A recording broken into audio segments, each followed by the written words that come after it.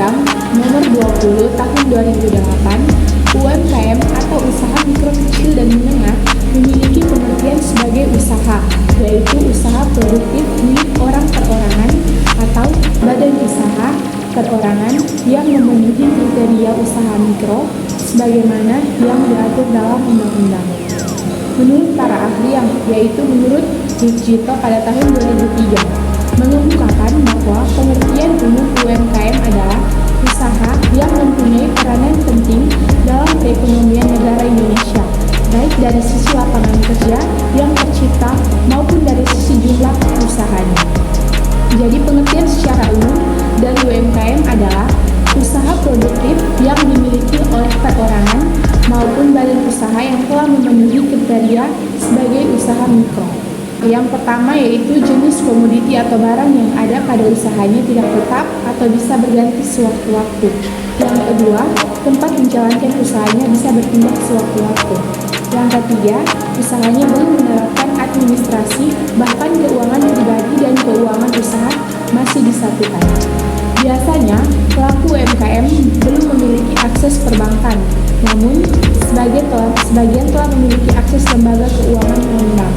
Yang terakhir yaitu pada umumnya belum punya surat izin atau usaha legalitas termasuk NPWP. UMKM memiliki kontribusi besar bagi pertumbuhan ekonomi Indonesia. Pernyataan tersebut dibuktikan oleh dua hal. Yang pertama, angka penerapan tenaga kerja UMKM tercatat mencapai 96,9% menurut Kementerian Perekonomian Republik Indonesia tahun 2022. Peran ini tentu sangat penting mengingat penyediaan lapangan pekerjaan bisa memperkecil kesenjangan sosial yang memicu kejahatan. Selain itu juga menyumbang porsi yang besar dalam pendapatan dalam negeri sebesar 60,5%. Dari sisi pasar, UMKM juga tangguh dengan fokus pemenuhan negeri dan penyediaan produk yang dibutuhkan masyarakat luas. Dengan demikian, jika terjadi krisis ekonomi global, UMKM bisa mengandalkan negara sendiri dan lebih kecil kemungkinan untuk terdampak kondisi ekonomi global. Pernyataan tersebut didukung oleh fakta bahwa faktor-faktor produksi UMKM tidak tergantung pada valuta asing, lebih bertahan dari krisis daripada usaha besar.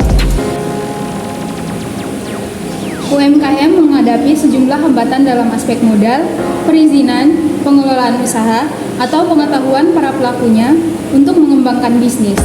Tidak hanya menciptakan tata kelola yang kurang tangguh, tetapi kekurangan-kekurangan ini juga dapat menciptakan reputasi yang kurang baik bagi UMKM yang bersangkutan. Pertama, kurangnya modal. UMKM cenderung mengandalkan kantong pribadi atau urunan dana dari orang-orang terdekat untuk dapat mengembangkan usaha mereka. Namun, modal para pengusaha ini pun tidak terhitung besar sehingga masih memerlukan investasi dari pihak luar. Yang kedua, perizinan. Legalitas usaha juga menjadi salah satu kendala bagi pengusaha untuk membuka usaha mereka. Kelengkapan izin usaha adalah kunci dari usaha yang dapat bertahan lama karena terhindar dari masalah hukum yang bisa menghambat kegiatan bisnis. Meskipun demikian, perizinan usaha yang terkadang membingungkan bagi pelaku UMKM perlu dibimbing oleh pihak-pihak seperti lembaga pemerintah yang lekat dengan pemberian terhadap usaha-usaha kecil dan menengah. 3. Manajemen kurang efisien.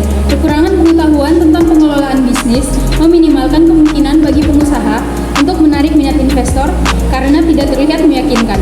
Permasalahan ini menyulitkan pengusaha UMKM untuk berkembang. Sekian penyampaian materi dari kami.